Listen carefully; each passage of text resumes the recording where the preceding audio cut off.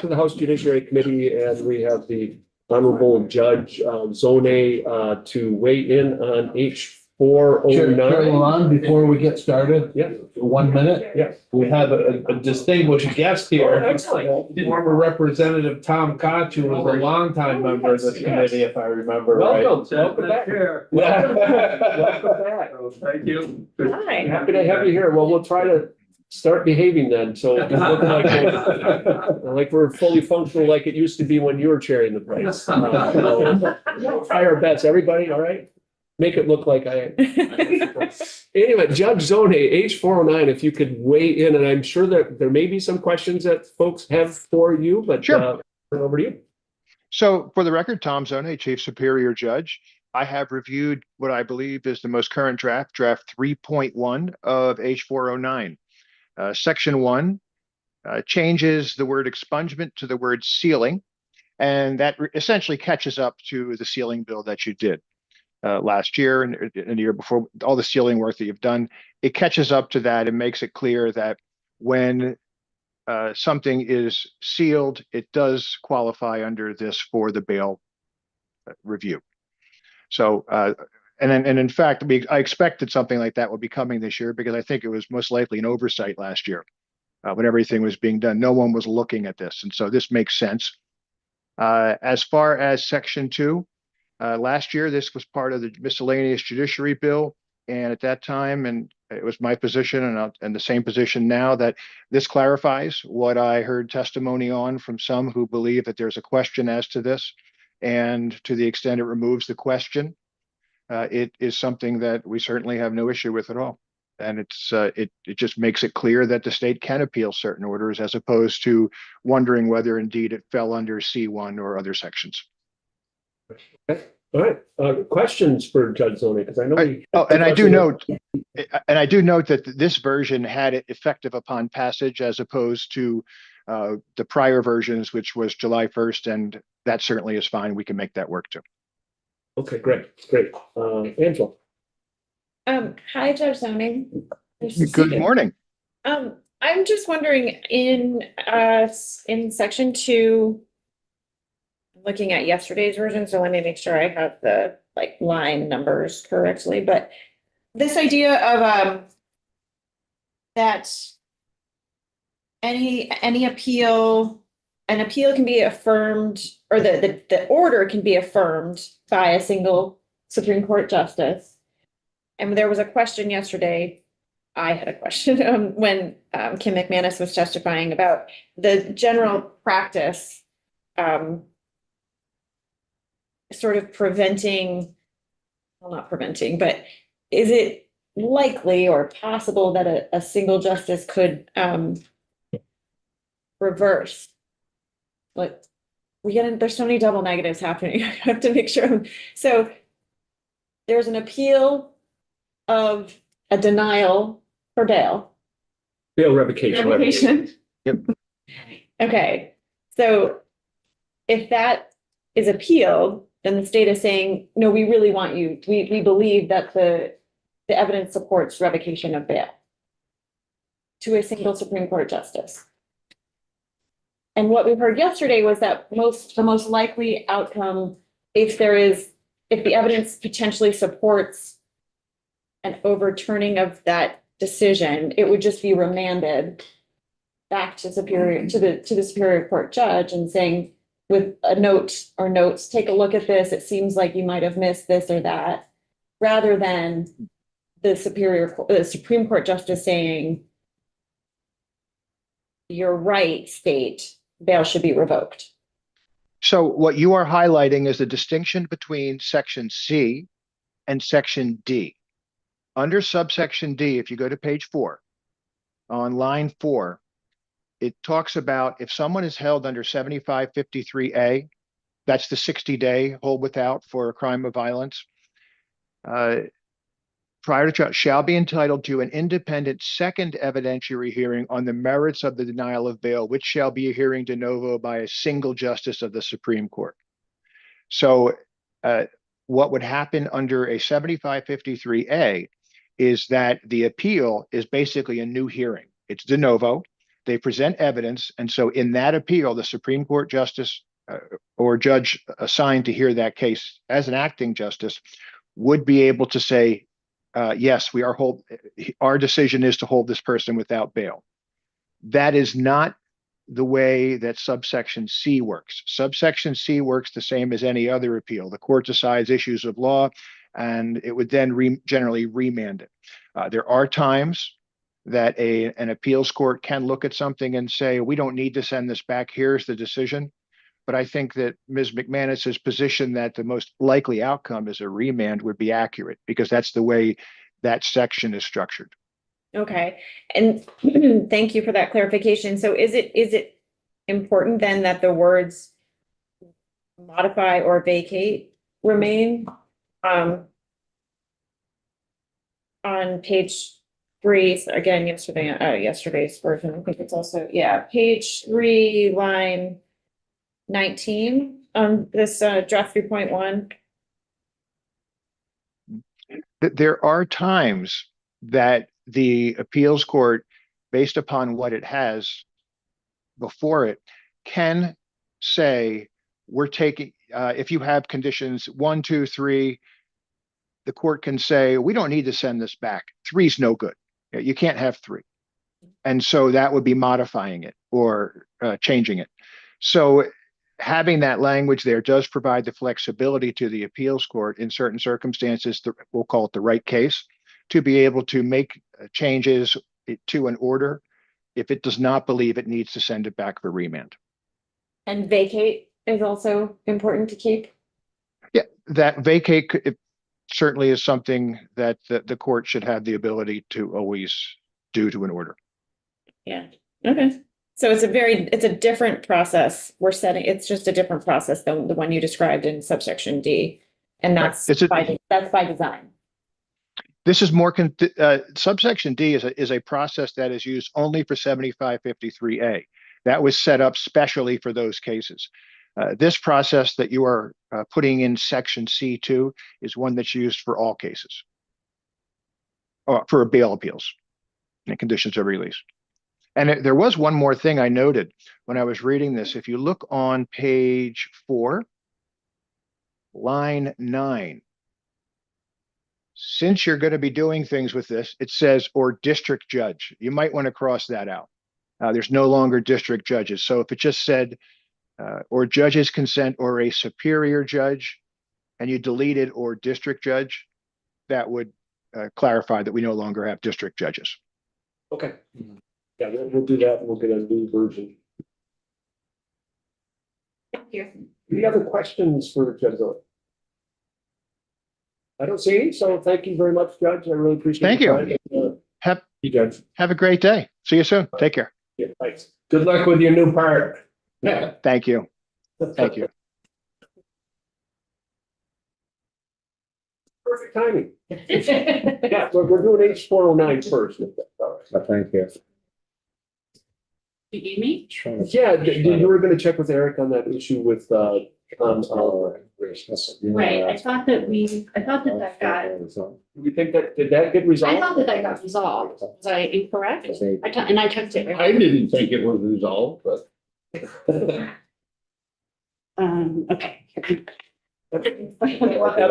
So- You're live. Yeah, right. Good morning. For the record, Michelle Child, Office of Legislative Counsel. So I did speak to Eric about that issue, and he was saying that the two issues of like what you're working on the bill, and these are separate issues, right? And then your question was about whether or not if there are repeated, like under the current system. So let's say that your proposal, so it doesn't exist, right now they issue the citation, right, for the reappearance Sometimes. rather than arrest. Yeah. Right. So I think your question was if they do multiple kind of issues of citation and they keep failing to show up at the initial appearance, could they impose something beyond the $200 if it's a misdemeanor? No, that's kind of a blend of two different things, sounds like to me, but. So Can I suggest, Tom, that you and I sit down with Eric and Michelle afterwards, just to try to That would make be good. get this straight? So it's, Yeah, we're gonna need, comfortable with that. I mean, they may be completely Yeah. independent of each other. Right, and when I did talk to Eric about what we were talking about here and there, he was like, they're totally different Okay, things. okay. And he was of the same opinion that these were completely separate. All right. So, fine with that. So, I mean, we can still talk to them about that other thing to make sure we got that right. Sure. Which. right, and I thought that Kim had answered the other question about like if the person comes back in, because it'll still be their initial appearance, because they haven't appeared before, that they would be under the $200. Yeah, I was fine with that. Okay, that's what I thought your question was. And No, I just thought this was more of an appropriate place for what Right. I was proposing to be. Which I don't think it is, but if it is, we can still do it. We don't have to keep, we don't have to hold this My up. Right, because it's separate. Right, you don't have to hold this up as a vehicle. I mean, we're not prohibited from So, further amending, you know, 53, 75, 51, if that's what it wants. So, but we do have one amendment that I'm gonna need you to make and have you send us back an updated version that we can vote on towards the end of the morning if that works out, if people are ready to vote. And that is on, I don't know if you have the draft, but it's draft 3.1. Page 4, line 9. We should strike word district Oh, yeah. judge because we don't have district judge. Oh, yes. So that tweet, if it can give it a 3.2 or whatever that. Okay. version was. Sure, that's no problem. I'll do that as soon as I'm out of the chair. But, And, you know, question. Can we just go back to page 2 that I brought up yesterday for that longest sentence ever in history? And just get clarification, which I should have done Yeah, go ahead. with the judge there about specified hours and stuff. I'd really like to know what that is. Unless somebody found out about it and knows, but so Kenny, I'm sorry, can you direct me to the page? And page 2, Mhm. starting on line 12.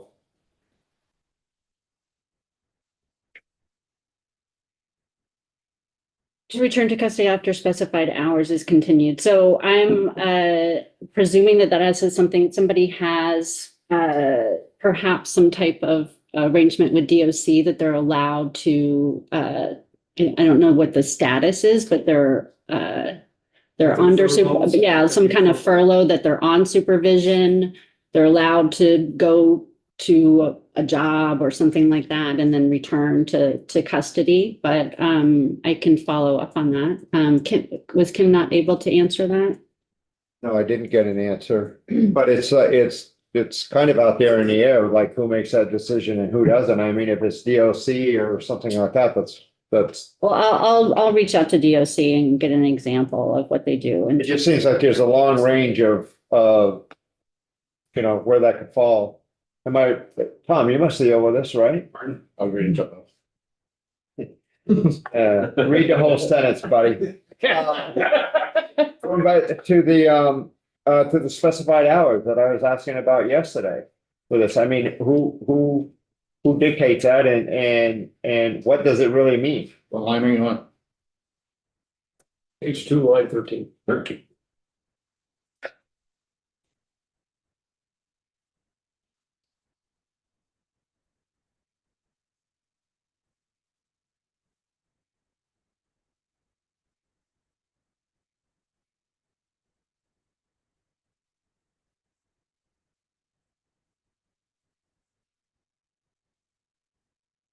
It's a long sentence. I would love to see this rewritten.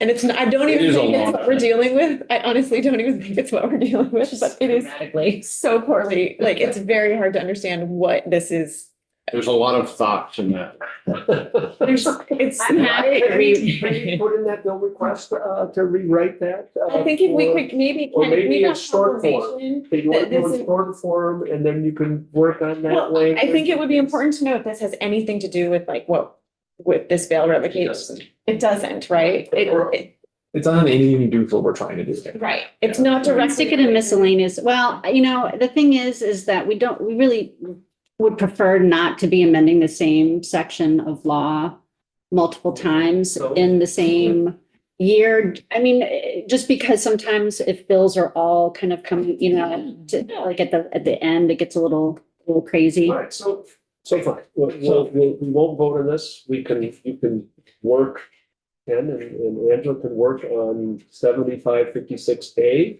And see if we can make that make sense. Can it? Yeah. And I'll email Zone A and ask him under what circumstances. What Ian said, if it doesn't matter, what's it doing in this bill? Well, it's, there's just changes that they make, if there's ever a him or her changes to the person, it's just those kind of, what do you call those changes? I mean, just that. Drafting. Well, just it's conforming to our drafting Yeah. manual. We have a drafting manual. We use gender neutral language now. So when we see, those types of terms, we change all, things like that. Because this was something that you already had passed and voted on last year, when I didn't rewrite it, I didn't rewrite existing law just to make it sound better. I just picked up the substantive pieces of it that you had already passed the House last year. Happy to rewrite it. I love to rewrite super long sentences and unclear language that's been there for a long time. But I just, you do want to get clarity on, the issue, I guess, of whether that's like a work furlough or something like that. And I can reach out to Judge Zoney on that, but I will caution you just on one thing, which is sometimes if you're going to rewrite something that has a lot of pieces to it, sometimes stakeholders who are working with those statutes want to then come in and have a say about that rewriting, because they may, there's things like, I'll give you an example. So, in the domestic abuse prevention statutes in Title 15, right? And there's this, they use the term family or household member, right? Everybody gets all confused about what household member is. And there's a definition, and then it's under the definition of household member, then it also includes people who have a dating relationship. So they're not actually in the same household, but maybe they have a dating relationship, or maybe they hooked up one time and that counts as a dating relationship, would then count as a household member. It's messy, and I've always hated it and always wanted to kind of take a stab at rewriting it. But people are used to working with the existing statutes. And so sometimes there can be a little, it could be we're going to just rewrite this, but maybe there's a little friction in the stakeholder community about rewriting. So what this is saying to me, thank you, is that this could open a full can of worms. Right. And it detracts us from what we're actually trying to do with this. I mean, this is existing language. People worked with it for a while, presumably. Yes, it could be written, it could be a lot clearer, but it's really not relevant to what this bill is about, except that it's in the same section. And that is trying to make it so state's attorneys can appeal bail revocation. Section A has nothing to do with that. So there's, but the will of the committee, if they want to step back from this for a while, I think there's other things that we need to work on that are a little more of a priority. I prefer that we proceed with what we do have in here and put this on our list of things that we want to change for next biennial. Or the thing is because you're not changing that one section, you actually could do it in miscellaneous, because you could just do that one subsection, rewrite the sentence and stick it in miscellaneous without it affecting what you're passing in here. Do you know what I'm saying?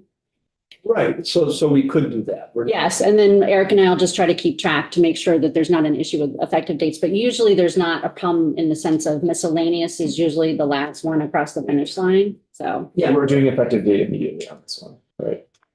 Oh, right, and so this one, if this, Senate takes it up right after crossover and it goes to the governor and is signed, then there's really no, you know what I mean? So there's no problem with that. Karen. And I already made the changes on here, so I do have version 4.1, if you do want to get it out of here. I'm just gonna echo this of saying that it has, that it shall take effect on passage. That seems like there's a timeliness piece to this, so it would be great to move it forward as we can. And I feel like it's also moving the judiciary process forward, which is a goal of ours. We can keep things moving. And so I'd say, let's go as is and revisit if we can.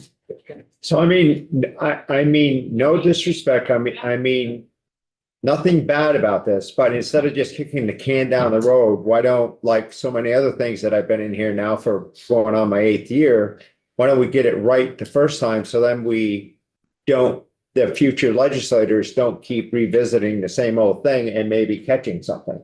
And that's where I'm at with this whole thing. And if it's a simple fix, and we still keep a long ungodly sentence, then fine with it. But it's like, oh, we'll let somebody else worry about it. Like I've heard that for so many times that. So I completely disagree with that Well, of course point, but.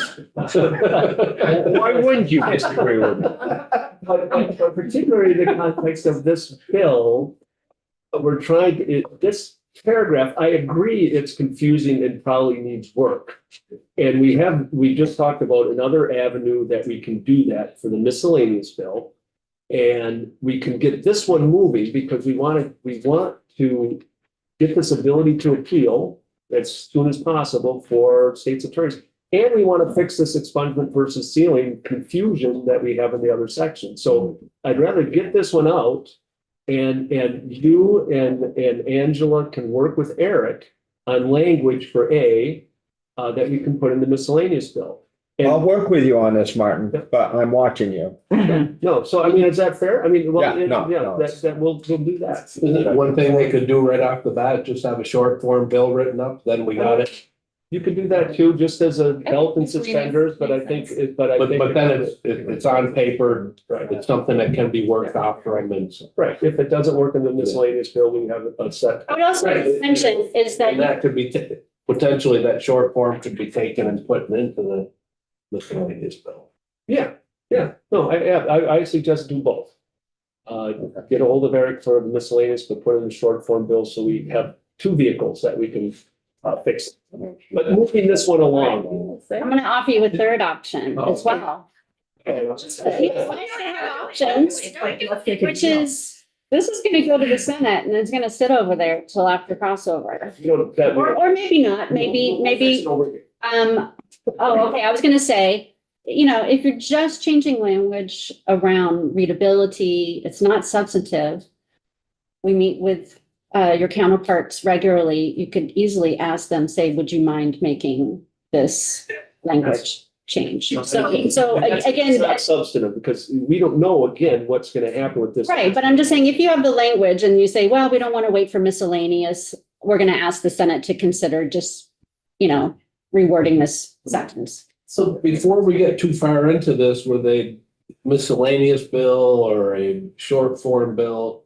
And I know Michelle's busy, but could she ask the questions that need to be asked to find out if we're gonna blow something up by getting into this, where it might not even be worth moving forward? I think we do that when we're looking at miscellaneous bills, the vehicle forward. Okay. I just think we should just move this one along because we want this to be. No, I'm saying move this along, but in the meantime, Yeah. still take a look at it, other than having, these folks do work on it and then find out, after they put work and time into it, find out that it's just not something that makes sense to do. Yeah, I think That'll you be should, part of the investigation. yeah, I think Okay. you should right away be Okay. working Look with into Aaron. that, yeah. Who's working on the miscellaneous bill right now. you should, because right now is the time to start that too. I mean, oh, good, thank you. All right. I will touch base with Eric on this and also I will reach out to the Judge Thornley. So does everybody want to have version 4.1 in front of them? I already emailed it to voting? everybody and Nate has it as well. Is that good enough, or do you want a hard copy that has that one change, striking or district judge? I don't need a hard The copy. personal email, great. If it was more substantive, I would say hard copies, but But you're okay. All right, I'll take a motion to approve H 409 draft number 3.1. It's a strike all amendment. 4.1. We're a team here. Yeah. Version 4.1. Yes. 409, strike all amendment to the bill as it was introduced. Is that right? It's a strike all amendment. Is that clear? It is. Yes, it is. Oh, thank you. So moved. Is there a second? Second. All right, any discussion? Very briefly, even though I really appreciated that riveting discussion around the section A of the revocation bill, moving this forward as quickly as we can because of the confusion around the $200 bail cap on misdemeanor offenses in Vermont right now, really important. So I'm glad that we're not going to slow this down, if we can push this through, and then hopefully we can address all the concerns on that section later. Just remember, it hasn't passed committee yet, pal. I hope it will. Any other discussion? Yeah, Angela. Oh, okay. You don't want me to. No, come on. Okay, but you're, I'll just be very curious to see how this plays out. well, of course. Well, I mean, that's like, always with our, I know, but are we keeping track? Oh, so should we have added a part of that? Having a. we can always go, well, report that. We can, on our own, ask on an annual basis, how often are these occurring? And I bet you if there's any Supreme Court opinion on a bail revocation, we will know about it. That's true, yes. Because that's all this is doing is Right. we get something to the Supreme Court and Yep. we will. We do legislative council and actually some of the attorneys in here, actually me, who follow what's going on in the Supreme Court sometimes. Great. So you will let us know. We will, Ian will let you know. That's good. Anything else? Yes. no, kind of playing off Ian's concern that I look at as important is getting that expungement Yeah. removed and Yeah, seen yeah, in yeah. there. There's some confusion out there. With all the work that we've done on stealing for the last 10 years. Well, we're doing more, by the way, with the diversion. That's a We stay on separate. task. Oh, yeah, sorry. It's fine. Well, I'll just to take away, to make a more serious point on it. I do think it's important, everything we do, we should be tracking as best as we can. And, particularly when we're talking about something like this, bail revocation, when we're talking about incarcerating people, we want to make sure that it's being used judiciously, no pun intended, but, wisely, effectively. And so that's where I'm coming from, not, I don't take this lightly. No, I agree. No, I appreciate that. Thank you. Anything else? Could the clerk call the roll, please? We have to have somebody, we did? Who did it? Ian, I seconded. Ian, and the second was Karen. Arsenal, Yes. Colin, Yes. no, Yes. Goldstein, yeah. Harvey, Yes. Malay, Yes. Oliver, Yep. Rachelson, Yes. Christie, Burdick, Yes. Malone. Yes. I understand Ian is unless somebody else is eager to do this, Ian would be the reporter. So make sure we get that 4.1 to the clerk's office. All right, well, thank you. Should we just take let's take a break until 10:30.